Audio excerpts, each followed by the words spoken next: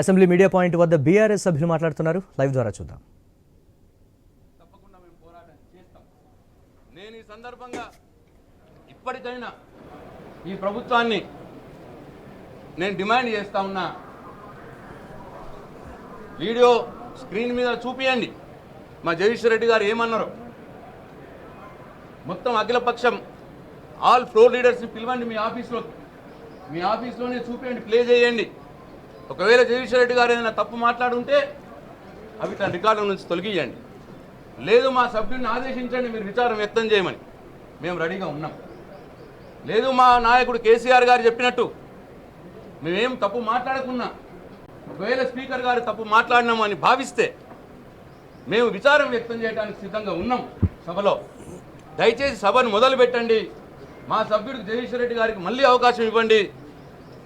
ప్రజల పక్షాన సమస్యలు ప్రస్తావించడానికి ఒక ప్రతిపక్ష సభ్యులుగా మేము సిద్ధంగా ఉన్నాం. మాకు అవకాశం ఇవ్వాలా, మా గొంతు నొక్కద్దు అని చెప్పి నేను మరొకసారి ఈ ప్రభుత్వాన్ని నేను డిమాండ్ చేస్తా ఉన్నాను. జై తెలంగాణ.